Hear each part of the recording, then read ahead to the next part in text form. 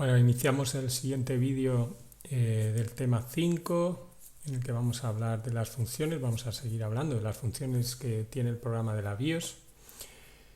Y bueno, pasaremos a continuación a entrar en el setup y ver sus configuraciones. Bueno, decir que la BIOS, como repasando lo que hemos visto hasta ahora en el vídeo anterior, es decir, la BIOS realiza un post, una serie de tests iniciales donde reconoce el hardware, guarda sus parámetros en esa memoria auxiliar que denominamos CMOS, inicializa ese hardware, es decir, lo prepara para poder utilizarlo el sistema operativo y a su vez pues verifica que tiene un correcto funcionamiento.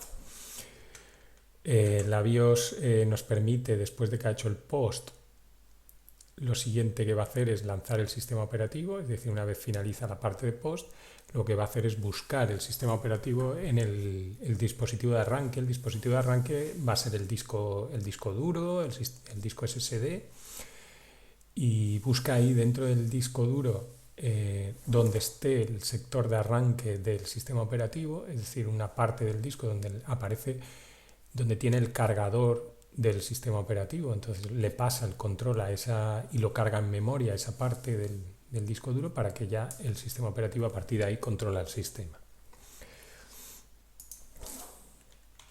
Bueno, ¿dónde almacena los datos la BIOS?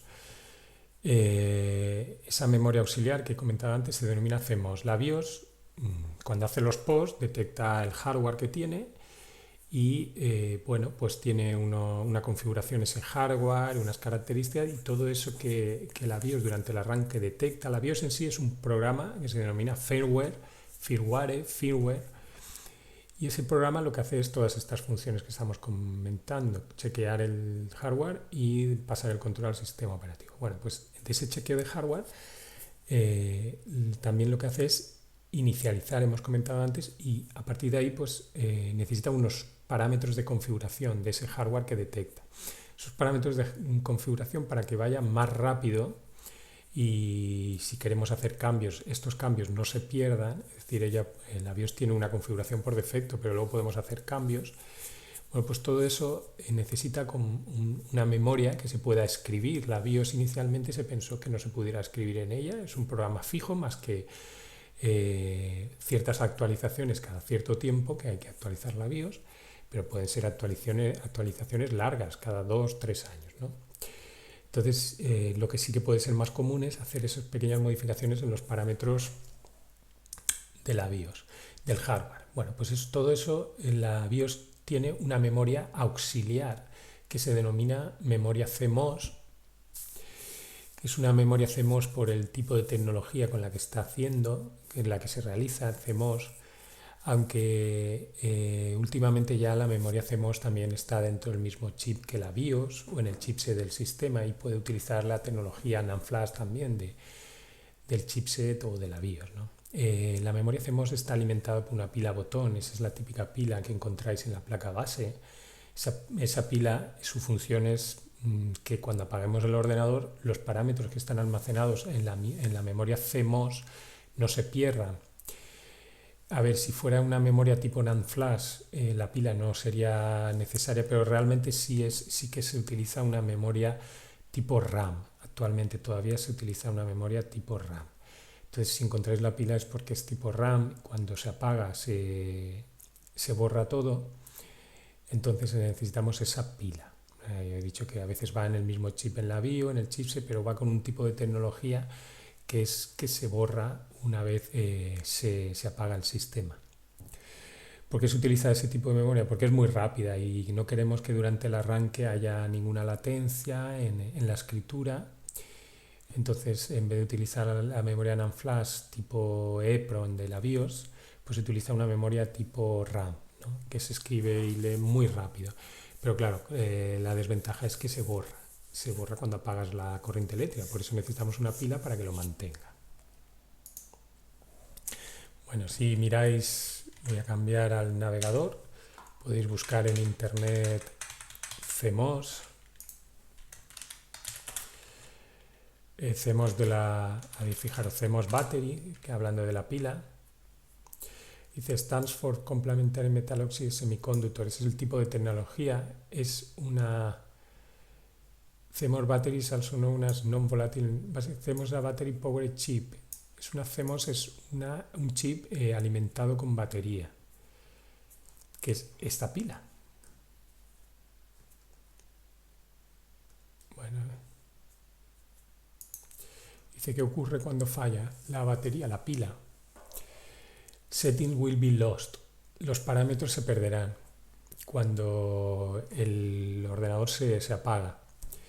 Entonces, cuando iniciamos de nuevo, después de si la batería la pila se pierde, eso, bueno, lo comentaré más tarde, es decir, si la pila se agota, pues perdemos los parámetros y cuando arranque nos lo dice, que si queremos cargar parámetros por defecto, pero habremos perdido las configuraciones que hayamos hecho. Imaginaros un overclocking que necesite cambiar ciertos parámetros, pues se perdería.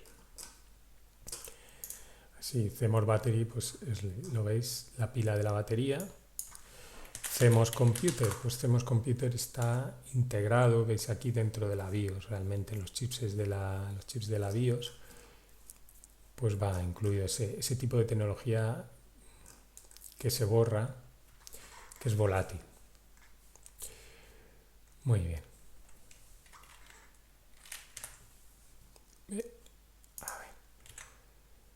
Vale. Bueno, pues hemos comentado respecto a la CMOS.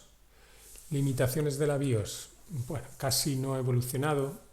La BIOS como tal ha tenido desde sus inicios un comportamiento, unas funciones muy similares. Estamos hablando de sus inicios, esto a principios de los años 80, hace ya 40 años va a ser, cerca de 40 años. Bueno, funciona a 16 bits y ya los sistemas operativos son de 64, con lo cual esto pues es una desventaja, no permite trabajar con particiones de más de 2.2 terabytes. Eso también es un inconveniente cuando ya los discos empiezan a ser de un tamaño significativamente mayor. Bueno, significativamente no, pero sí que hay discos de más de 2 teras. No permite más de 4 particiones primarias, aunque esto por dispositivo de almacenamiento, la BIOS limita a 4 particiones primarias. Es decir, los típico particionamiento que se dice en un disco duro, dice, se pueden hacer 4 particiones primarias y luego se pueden hacer una serie mayor de particiones de unidades lógicas dentro de una partición extendida. Esto lo veréis más en sistemas operativos y bueno, nosotros también haremos alguna práctica al respecto, pero ya ese límite se ha, digamos, solucionado con el nuevo sistema.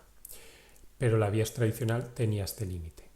No es que se hicieran solo 4 particiones, podríamos hacer más mediante unidades lógicas, que es otro sistema, pero bueno, por defecto inicialmente solo 4. Es más lento en el inicio y cabía la posibilidad de que le entraran virus a la BIOS. La BIOS actual y la que se ha utilizado hasta ahora, aunque luego comentaré, pues ha habido una evolución, ¿no? Esto si buscáis de nuevo en el navegador, pues a ver un momento, podéis ver pues esas limitaciones. Si buscáis, por ejemplo, ¿cómo se dice? Limitations. No sé si lo he dicho muy bien, no. BIOS Legacy es la BIOS tradicional, esa que llamamos, es un modo ahora actualmente, luego comentaré, la BIOS ha evolucionado, ahora ya se utiliza una actualización de la BIOS. La BIOS Legacy es la antigua BIOS, digamos, la tradicional, la que estoy comentando sus limitaciones. ¿Cómo se dice limitación en inglés?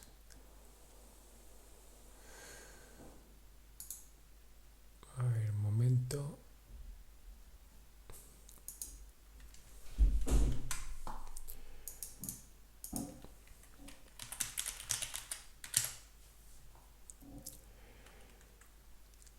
Limitation, sí, vale. BIOS Legacy, Limitations.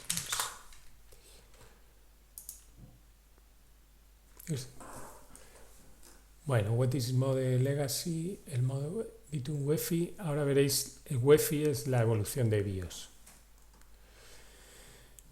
Bueno, Bueno, podéis ver comparativas entre lo que es el BIOS tradicional y el UEFI actual.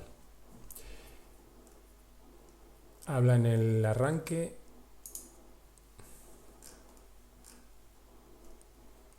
de older, el más antiguo BIOS, y su replacement, modern replacement UEFI, su actualización.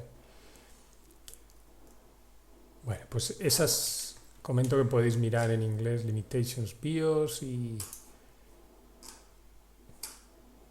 el modo Legacy, como el modo heredado o el modo anterior. Vale, vuelvo a las diapositivas. A ver, me había quedado aquí. Limitaciones de la BIOS. Vale, me había ido un poco para atrás antes. Bueno. Funciones, limitaciones donde almacena. He repetido la diapositiva. Bueno, en fin. Esto ya lo hemos visto. Y después de las limitaciones de la BIOS, comentar la evolución de la BIOS. Lo que estaba diciendo. La BIOS, las limitaciones que tiene, bueno, se mantiene durante muchos años, hasta que a partir del 2010 a un nuevo sistema denominado UEFI, Unified Extensible Firmware Interface. UEFI presenta unas mejoras respecto a la BIOS tradicional, ya no es de 16 bits, sino que pasa a trabajar de 32 a 62, se permiten unidades. Todas esas limitaciones se superan con la UEFI, con UEFI. Aquí tenéis más, permite el sistema GPT de particionado, que es el que ya no habla de 4 particiones, ahora normalmente hasta 128 en Windows, y tiene unos sistemas de seguridad más completos, se graba en varias posiciones, la tabla de particiones. Otra ventaja que tiene es el Secure Boot, que ahí se intenta evitar la entrada de virus en la BIOS, mejora el arranque por red, el Network Booting. Y bueno, el Secure Boot está de algún modo ligado a Windows. Windows establece cómo debe funcionar el Secure Boot. Entonces va unido también al arranque en Windows. Mejora el arranque de gráficos, permite la incorporación de nuevas tecnologías en sus actualizaciones y va a permitir actualizarse mejor e introducir nuevas tecnologías en el equipo. Interfaz más visual y potente para su configuración. Las BIOS tradicionales tenían una interfaz muy sencillo, pantalla azul y en amarillo los parámetros, los menús. Ahora ya aparecen interfaces más visuales con el ratón, más bonitos, con controles, con imágenes y demás. Bueno, pues ya la gran mayoría de los ordenadores que hoy en día se vende utilizan UEFI en lugar de la Legacy BIOS, la BIOS Legacy. Aunque por compatibilidad sí que es verdad que mantienen la BIOS tradicional para que todo hardware o software antiguo pueda seguir funcionando sin ningún problema con UEFI y con la BIOS tradicional. Muy bien, pues esto es la evolución que estamos viendo. Voy a empezar a hablar a continuación en el siguiente vídeo más de UEFI.